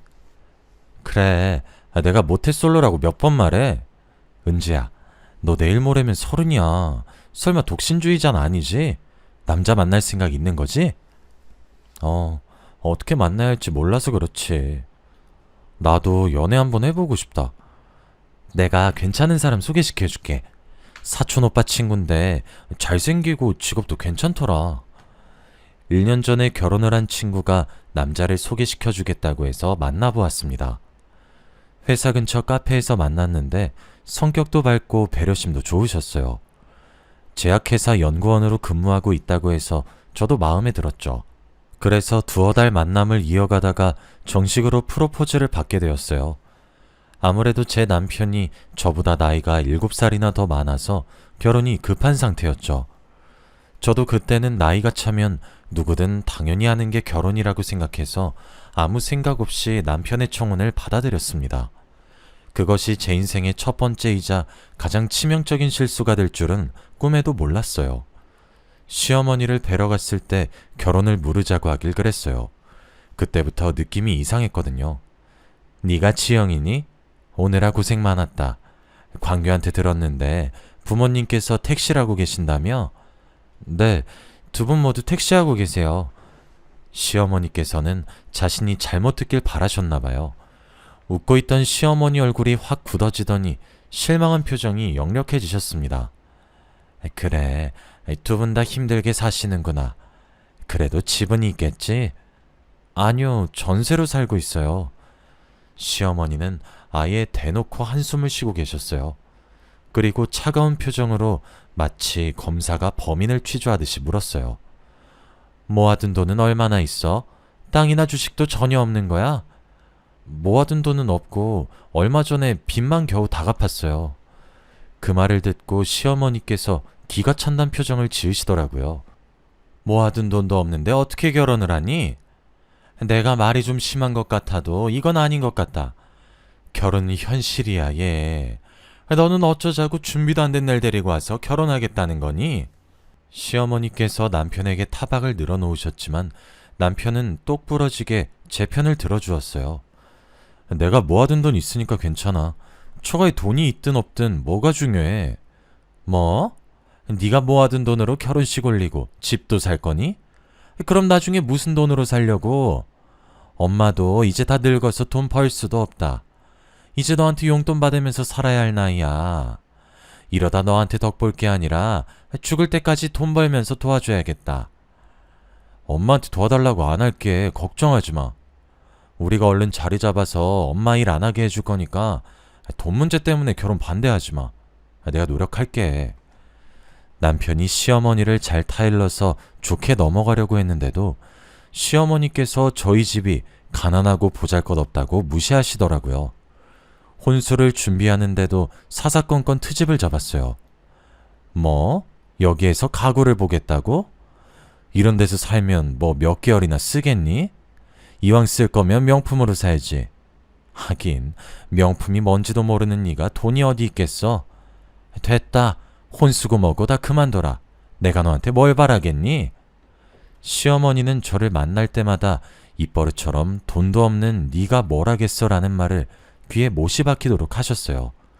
자존심이 너무 상해서 당장이라도 파혼해버리고 싶었죠.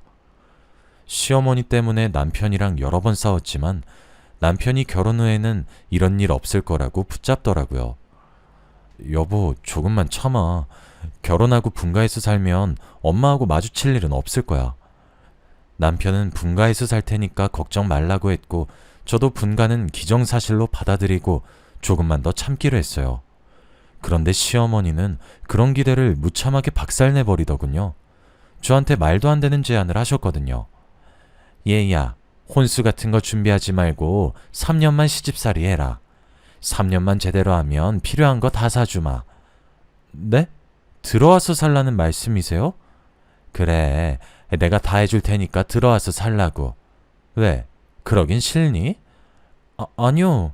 갑자기 그러시니까 저도 놀래서 그랬어요. 없는 형편에 살림살이나 제대로 하겠니?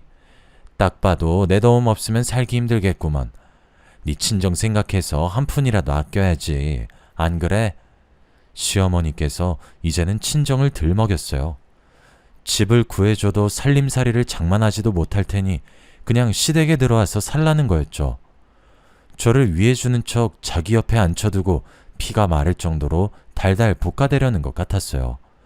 그래서 얼른 남편한테 가서 어떻게든 시어머니를 말려보라고 말했습니다. 여보, 어머님이 하는 말 들었어? 우리 살림 합치겠대. 당신이 가서 우리 분가해서 살겠다고 해. 살림살이 같은 건 내가 얼마든지 장만할 수 있어. 알았어. 내가 엄마 설득해볼게. 당신은 신경 쓰지 마. 정말이지? 진짜로 잘 말해서 우리 분가시킬 거지? 그래. 내가 잘 말해볼 거니까 행여나 이상한 말 하지 마. 하지만 남편 말과는 달리 시어머니께 아무 말도 안 하는 것 같았죠. 시어머니 눈치만 보면서 분가는 말도 꺼내지 않았거든요. 남편을 닥달해봤자 언성만 높아질 것 같아 답답한 마음에 친정엄마에게 전화를 걸었습니다. 친정엄마도 제 말을 듣고 기분이 나쁘다고 하셨지만 있는 집안 여자들은 원래 그런 법이니 우리가 이해하자고 하셨어요. 안 사돈이 없는 말 하는 것도 아니고 우리가 가진 게 없는 건 사실이잖아. 기분이 나쁘고 화가 나도 참아야지. 괜히 트집 잡히지 마라. 며칠 후에 상견례할 때 내가 정중하게 분가시켜달라고 말해볼게. 엄마가 잘 말해줄 거라는 생각에 상견례 날만 기다렸습니다. 드디어 상견례 날이 다가오자 묘한 긴장감 속에서 거만하게 굴 시어머니를 생각하니 벌써부터 속이 불편해졌죠. 몇 번이나 심호흡을 하며 예약해놓은 식당으로 가니 시어머니께서 예상 밖의 모습을 보이셨습니다. 친정엄마의 얼굴을 본 시어머니가 얼굴이 하얗게 질리셨거든요. 게다가 저희 엄마도 깜짝 놀란 채 시어머니의 이름을 부르고 계셨습니다. 아니, 너 경미 아니니? 그래, 은미야. 오랜만이다. 정말 세상이 좁구나. 옛날에 우리 친했던 거 기억나니?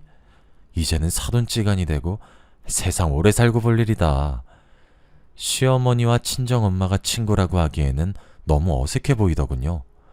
엄마는 시어머니를 보자마자 몸을 뒤로 젖힌 채 실소를 짓고 있었고 시어머니는 기가 죽어서 고개를 푹 숙이고 엄마의 얼굴을 쳐다보지 못했어요. 거기다가 그동안 시어머니께서 한 짓을 엄마가 직접 이야기하기 시작하니 시어머니가 화들짝 놀라 그런 거 아니라고 부인하고 있더군요. 그런데 경미야, 네가 우리 집에 돈이 없다고 그렇게 무시하고 구박을 했다던데 우리 딸이 오해하고 있었던 거지? 그런 거 아니야. 내가 왜 며느리 될 애를 구박하겠어? 절대 그런 일 없었어. 이번에도 오해한 거였구나. 예전에도 내 친구 왕따 시켰다가 내가 물어보니까 아니라고 했잖아. 그때 소문이 너무 안 좋게 들려서 왕따 시킨 게 맞다고 생각했는데 이번에도 내가 오해한 거였구나. 엄마가 오해라는 단어를 강조하자 시어머니께서 어깨를 움찔거리셨어요. 맞아. 오해한 거야. 내 말투가 워낙 세서 다들 오해하더라고. 며느라, 미안하다. 내가 너무 직설적으로 말하는 편이라 네가 상처받았나 보네. 네? 네, 괜찮습니다. 저 하나도 상처 안 받았어요. 시어머니께서 금방이라도 울음을 터뜨릴 것처럼 완전히 울상이 되셔서 괜찮다고 말할 수밖에 없었습니다. 남편도 시어머니가 겁을 먹으신 모습을 처음 보았는지 의아스러운 표정이었죠. 어색한 침묵이 흐르자 남편이 귓속말로 무슨 일이 있었는지 아냐고 묻더군요. 저는 당연히 예전에 들었던 학창시절 이야기를 이야기하지 못했죠. 아버지께서 엄마가 예전에 일진이었다고 농담을 하셨거든요. 웃으면서 이야기하시길래 저는 당연히 진짜가 아니라고 생각했어요. 지영아, 너네 학교에 아직도 일진 있니? 선배한테 들었어. 그런 애들이랑 말도 안 섞으니까 걱정하지 마. 너네 엄마도 예전에 일진이었는데. 뭐? 엄마가? 제가 깜짝 놀라서 엄마를 쳐다보니까 엄마 얼굴이 빨갛게 달아올라 있더라고요. 당황하셨는지 갑자기 아버지 밥그릇을 툭툭 치더니 잔소리를 하기 시작하셨어요. 밥 먹다가 갑자기 왜 뚱딴지 같은 소리야. 쓸데없는 소리 하지 말고 밥이나 먹어. 엄마, 진짜로 일진이었어? 옛날 애들 삥도 뜯고 다닌 거야? 아휴, 삥은 무슨. 난 그런 짓 한 적 없어. 그리고 당신은 왜 다 지난 일을 꺼내고 그래? 아니, 당신이 예전이랑 너무 많이 달라져서 장난 좀 쳐봤어. 그럼 당신은 예전이랑 똑같나? 선생들 몰래 삥 뜯다가 구렛나루 쥐어뜯긴 것도 말해줘? 그 이야기는 왜 꺼내? 삥 뜯은 게 아니라 애들이랑 장난치다가. 장난은 무슨, 매일 삥 뜯는 걸로 유명했으면서. 저는 당연히 엄마와 아버지가 중매로 만난 줄 알았어요. 제 친구들 부모님 소개로 만났다길래 우리 부모님도 그러겠거니 했는데 학창시절부터 서로를 알고 있을 줄은 꿈에도 몰랐죠. 제가 둘이 어떻게 친해진 거냐고 물으니까 아버지는 어떻게 엄마를 만나게 되었는지 말해주었어요. 엄마와 아버지는 학창시절에 공부는 뒷전이었고 흔히 노는 무리들하고 어울렸다고 합니다. 엄마는 태권도를 계속하면서 자연스럽게 공부랑 담을 쌓았고 아버지는 집안이 넉넉하지 못해서 시장통 뒷골목에서 살았다고 해요. 그러다 보니 집안 사정이 비슷한 또래들끼리 어울려 다니면서 여러 가지 사고를 쳤다고 합니다. 엄마는 체격도 좋았고 태권도로 다져진 실전 기술이 있어서 남자든 여자든 시비가 붙으면 피하는 법이 없었다고 하는데요. 싸워서 진 적이 한 번도 없었다는 말에 평범해 보였던 엄마가 다시 보였죠. 엄마가 남자랑 싸웠는데 다 이겼다고? 말도 안 돼. 나도 싸움은 한가닥 했는데 네 엄마한테 깨졌어. 그게 고등학교 2학년 때였나? 엄마의 싸움 실력을 알아본 일진들이 엄마를 꼬드겨서 한동안 일진들이랑 어울렸다고 해요. 겁이 없었던 엄마와 친구들은 길거리를 돌아다니다가 남학생들과 시비가 붙은 적이 있었다고 합니다. 그때 아버지가 엄마와 1대1로 붙었는데 졌다고 하죠. 그날 이후로 마주치기만 하면 으르렁거리던 사이가 미운 정이 생겨서 결국에는 사귀게 되었다고 하는데요. 졸업 후에도 계속 만나다가 5년 후에 결혼해서 저를 낳았다고 합니다. 엄마와 아버지가 이런 과거를 갖고 있어서 시어머니도 저를 못살게 구는 걸 멈췄나 봅니다. 그날 이후로 제 결혼 생활이 완전히 달라졌거든요. 저희 부부 뜻대로 당연히 분가를 하게 되었고 결혼 후에도 저는 계속 직장을 다닐 수 있게 되었습니다. 애를 낳을 때까지는 사회생활을 계속할 생각이었고 시어머니도 허락을 하셨어요. 게다가 집안일도 시어머니께서 알아서 해주시더군요. 덕분에 저는 시어머니가 차려주는 아침을 먹고 출근할 수 있었습니다. 집에 돌아와서도 집안일을 할 필요가 없었어요.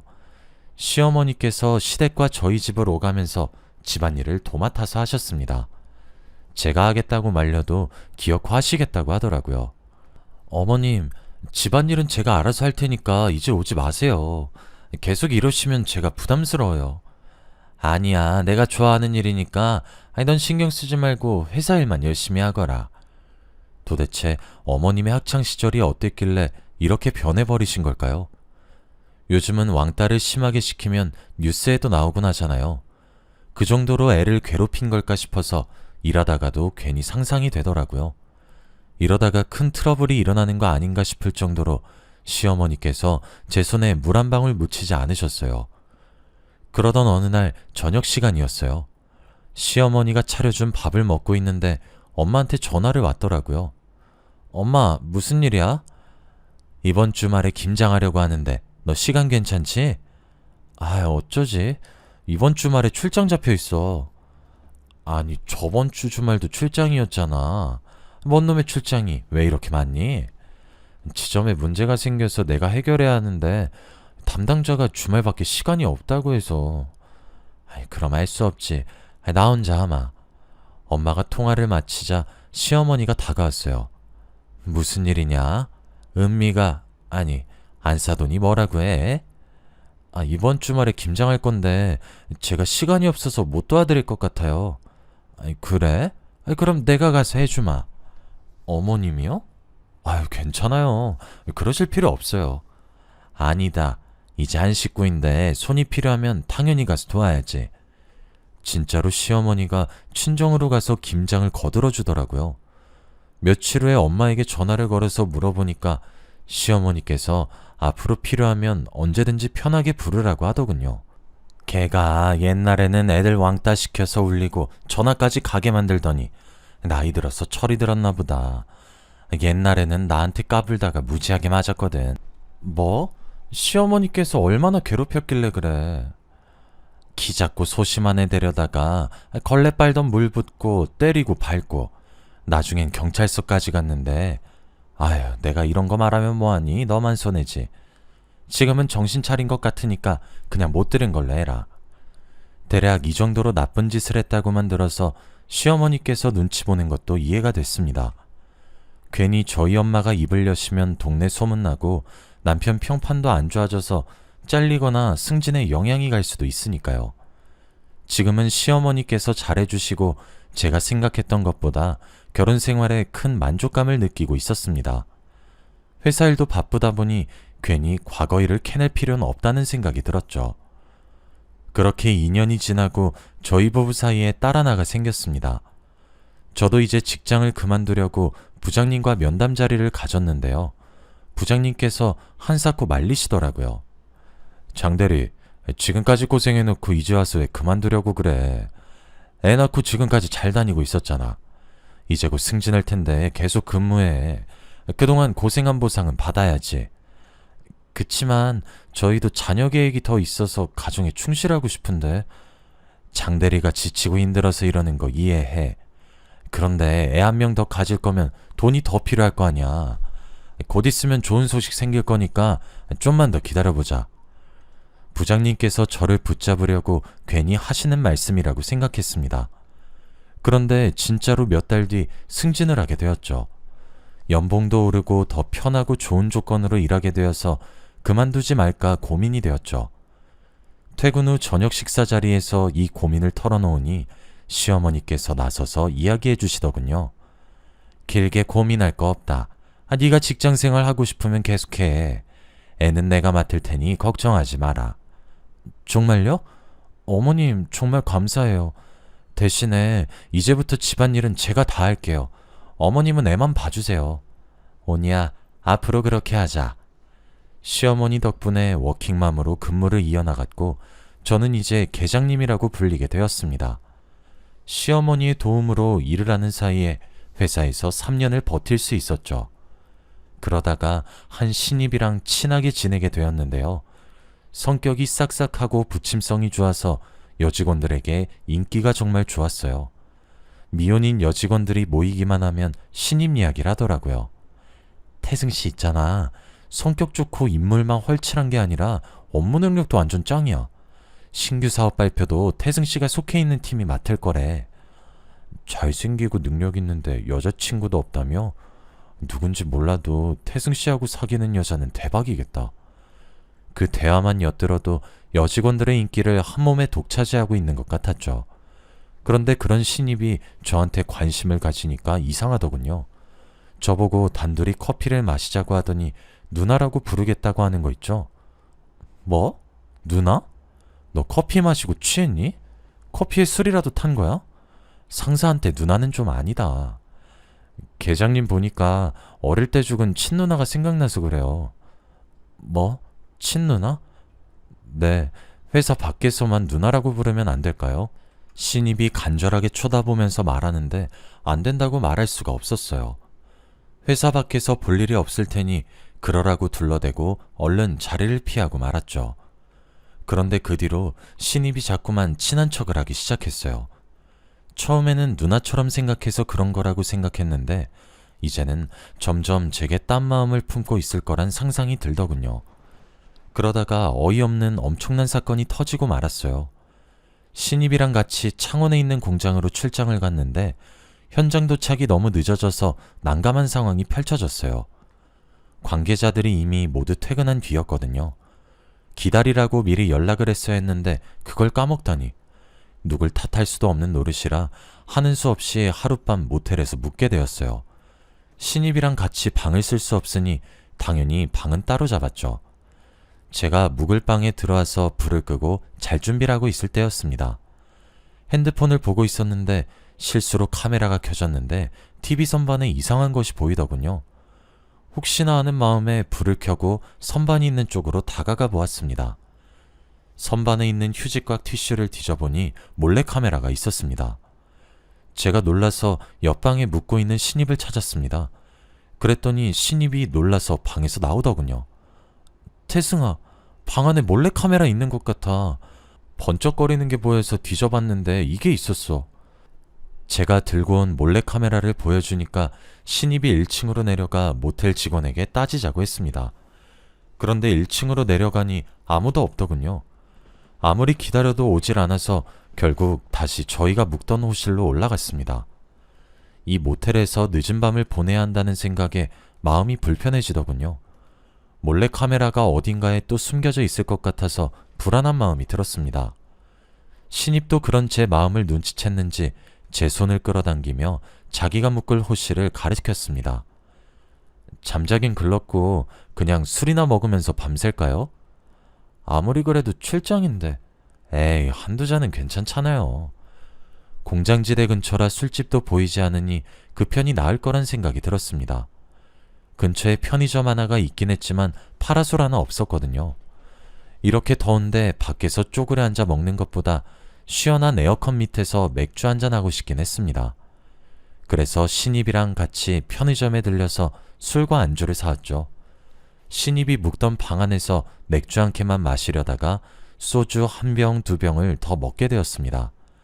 제가 그만 먹겠다는데 신입이 더 마시자며 술을 사오는 탓에 생각보다 취해버렸어요. 신입도 취했는지 갑자기 제 손을 잡더니 저를 그윽하게 쳐다보았습니다. 입을 맞출 것처럼 천천히 다가오길래 서둘러 피해버렸죠. 갑자기 너 왜 그러니? 누나, 나 취했나봐. 뭐? 누나? 너 미쳤어?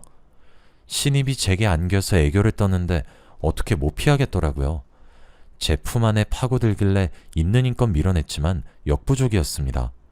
그때 술이 확 깨서 몰래 카메라고 뭐고 신입이 얼른 술에서 깨길 기다렸습니다. 시간이 좀 지나서 신입이 술이 깼는지 자기가 옆방에 가서 자겠다고 하더군요.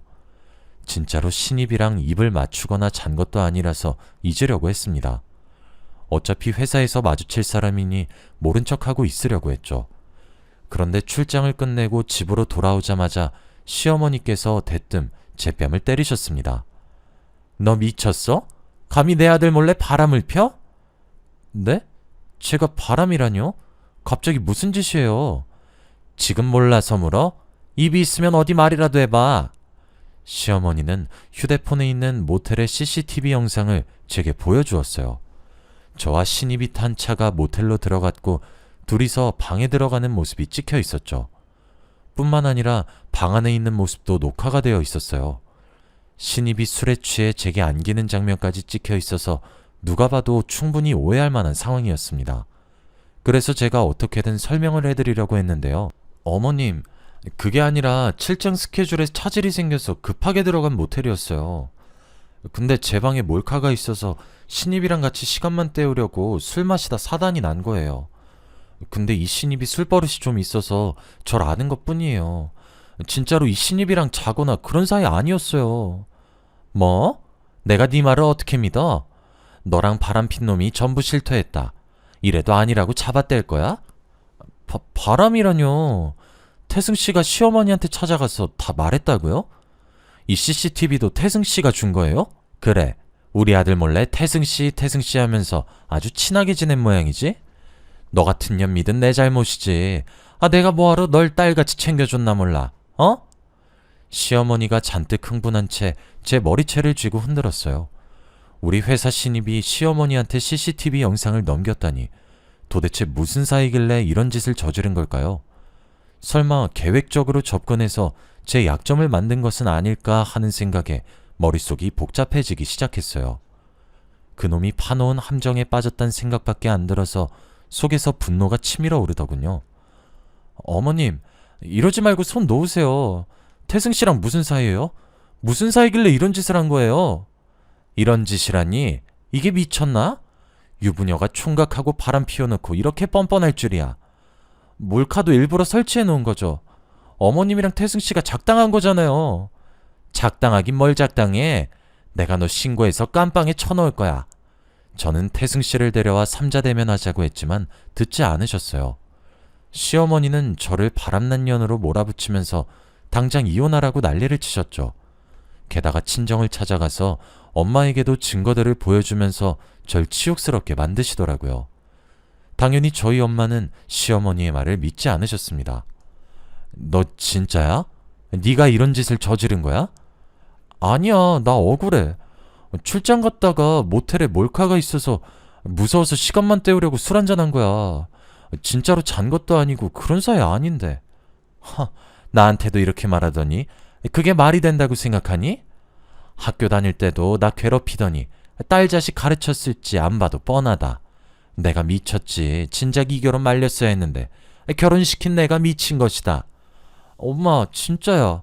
내 말 좀 믿어줘. 어머니께서 CCTV를 어떻게 받으셨겠어? 태승 씨랑 무슨 작당을 한 것 같아. 이제 좀 인정하거라. 어떻게 끝까지 이럴 수 있는 거니? 내가 받은 상처는, 내가 받은 배신감은 어쩌고? 시어머니가 눈물을 흘리면서 슬퍼하시다가 딸애를 어떻게 키운 거냐고 당장 보상해내라고 엄마에게 소리를 질렀어요. 엄마는 제가 하는 말이 타당하다고 못 느끼셨는지 아무 말도 못 하셨습니다. 회사에서 돌아온 남편도 침울한 표정으로 저에게 실망했다고 했습니다. 은주야, 어머니한테 다 들었어. 네가 오해라고 해도 난 아직 너 못 믿을 것 같아. 우리 생각할 시간을 가지자. 잠깐만 네가 친정에 가 있으면 좋겠어. 더 이상 할 말이 없었습니다. 아무리 신입이 편했어도 모텔방 안에서 단둘이 술을 먹은 제 잘못이라는 생각이 들더군요. 그래서 저는 남편 말대로 짐을 싸들고 친정으로 왔습니다. 친정에 도착하니 엄마가 조용히 저를 불러서 속을 털어놓았죠. 은주, 너 왜 그랬어? 네가 정말 바람핀 거였어? 엄마는 네 말 믿어보려고 했는데 믿겨지지가 않는다. 엄마, 정말 아니야. 시어머니가 일부러 그 자식이랑 작당한 것 같단 말이야. 당한 게 있으니까 우리한테 복수하려는 거 아닐까? 차라리 사람 써서 알아보자. 어? 제가 억울함을 토해내니까 엄마가 오히려 분노하셨습니다. 죄책감을 느끼지 못하고 제가 오히려 복수를 하려고 해서 크게 실망하셨나 봅니다. 부들부들 떨면서 폭언을 퍼부으시더군요. 뭐? 사람을 써서 알아보자고? 지금 네 외도 들켰다고 복수한다는 거야? 지금 뭘 잘했다고 입을 놀려? 이제 할 수 없다. 빚을 내서라도 위자료 달라는 대로 주고 갈라서야지. 경미 말대로 내가 딸을 잘못 키운 것 같다. 엄마가 가슴을 치면서 눈물을 삼켰고 그런 모습을 보는 저는 억울하고 분해서 속이 뒤집어지는 것 같았어요. 하지만 제 억울함은 풀리지 않고 이혼 소송은 예정대로 진행되고 말았습니다. 그래도 저는 꿋꿋하게 회사에 출근을 했어요. 정작 저를 이런 비참하게 만든 그 자식은 장기 휴가를 내고 회사에 나오지 않았더군요. 그놈에게 왜 이런 일을 꾸몄는지 묻고 싶었지만 연락조차 받지 않아서 그럴 수 없게 되었습니다. 더 기가 막힌 사실은 회사에 어이없는 소문까지 퍼지기 시작했다는 겁니다. 유부녀인 제가 신입을 꼬드겨서 바람을 피웠다는 소문이었죠. 저는 그 인간에게 이용당했는데 소문은 제가 그를 가지고 놀다가 헌신짝처럼 버렸다고 하더군요. 직원들이 저를 보고 벌레 보듯이 해서 순식간에 혼자가 되어버리고 말았습니다. 제가 겨우겨우 회사 생활을 견뎌내고 있는데 부장이 심각한 표정으로 저를 불렀습니다. 정 계장, 소문은 들었어? 간부회의에서 정 계장 문제에 대해서 의논을 했는데 품위유지 위반으로 자진 퇴사라는 결과가 나왔어. 그러니까 되도록 빨리 인수인계해서 정리해줘. 알겠지? 따돌림까지는 예상했지만 자진 퇴사라뇨. 그 말을 듣는 순간 화장실로 뛰쳐들어가서 눈물을 터뜨렸습니다. 그리고 저는 이틀 뒤에 사직서를 제출하고 회사를 그만두게 되었죠. 이혼 소송은 절차대로 되었고 위자료를 최소한으로 낮추려고 버티는 중이었는데요. 집에만 있으니 기분이 우울해지고 가슴이 답답해져서 오랜만에 친구를 만나러 나가게 되었습니다. 하필이면 만나기로 한 카페가 제가 다녔던 회사 근처였더군요. 카페 이름이 익숙하다 싶었는데 친구를 만나려고 뒤늦게 카페 위치를 확인하고 미리 알아보지 않은 저를 탓했습니다. 약속 시간이 얼마 남지 않아 친구가 오자마자 자리를 옮기려고 했어요. 그런데 카페에 들어가서 친구를 기다리는데 친구가 오지 않았습니다. 다른 카페에서 보자는 문자를 보내놓고 회사 사람들이 볼까봐 얼른 자리에서 일어설 때였습니다. 그때 익숙한 실루엣이 보여서 소름이 쫙 끼쳤습니다. 제게 사심을 가지고 접근했던 신입과 남편이 창가 자리에 앉아서 진지한 표정으로 무언가 대화를 하고 있더군요. 저는 무슨 대화를 하는지 들으려다가 갑자기 전화벨이 울려서 급하게 카페를 빠져나왔습니다. 친구가 카페 근처에 왔다가 뒤늦게 문자를 보고 제게 전화를 한 것이었습니다. 제가 급하게 카페에서 나오니 저를 보고 왜 여기에 있냐고 묻고 있었습니다. 여기 말고 다른 카페 가자며. 근데 왜 여기에 있어? 땡땡 카페는 너무 멀지 않아? 거긴 왜 가려고 하는데? 너 여기 카페가 직원 할인된다고 좋아했잖아. 혜진아, 나 부탁 한 가지만 하자. 저기 카페 안에 남편이 있는데 나 몰래 이상한 짓 하는 것 같거든? 너만 몰래 들어가서 녹음해주면 안 될까? 뭐? 이상한 짓? 설마 바람 피는 건 아니지? 야, 잠깐만 기다려봐. 내가 꼭 녹음해서 들려줄게. 저보다 더 열이 받은 친구는 남편 뒷자리에 앉아서 녹음을 해주었습니다. 혹시나 들킬까봐 회사에서 멀리 떨어진 카페에서 기다리고 있었는데 1시간 후에 친구가 제가 있는 카페로 들어오더군요. 그리고 핸드폰으로 녹음한 충격적인 대화를 들려주었습니다. 그럼 약속한 3천만 원은 소송 끝나면 바로 주는 거죠? 당연하지. 최소한 1억은 뜯어낼 작정이야. 네가 고생 많았다. 에이, 이런 일은 제가 일가견이 있죠. 직장 사람들만 모르게 해주세요. 사람들이 저도 피해자인 줄 알고 있더라고요. 그래, 내가 하라는 대로만 말하면 은주가 남자 밝히는 꽃뱀인 줄 알고 있을 거야. 내 남편이 날 남자 밝히는 꽃뱀으로 만들었다니. 모두 남편이 저지른 짓이란 생각이 들자마자 시어머니도 한통속이었다는 사실을 녹음을 통해 알게 되었습니다. 시어머니가 남편에게 학창시절 괴롭힘을 당했다는 거짓말을 해 저희 엄마는 물론 저까지 미워하게 만든 것이었습니다. 그리고 저를 이혼시키려고 불륜녀로 모함했던 거죠. 시어머니는 눈에 가시 같은 저를 쫓아내고 위자료는 덤으로 얻을 수 있으니 일석이조였던 겁니다. 화가 머리끝까지 난 저는 작정을 하고 회사 근처에 몸을 숨겼습니다. 그래서 퇴근하고 나온 신입의 멱살을 잡고 골목 쪽으로 들어왔죠. 너 지금 사기치고 있는 거 알고 있어? 나 녹음해놓은 증거 있으니까 바른 대로 말해. 녹음? 무슨 녹음을 말하는 건데요? 그리고 나 잘리면 어쩌려고 그래. 이러다 회사 사람들이 보겠어. 그래, 너랑 같이 골목으로 들어온 사람 많아. 내가 이번엔 네가 꼬신 거라고 소문 좀 내보려고. 어때? 너도 한번 권고사직 당해볼래? 거기에 사기죄까지 추가하려고 하는데. 사기죄? 장 계장님, 미안해요. 내가 비트코인을 했는데 실패해서 빚이 너무 많아서.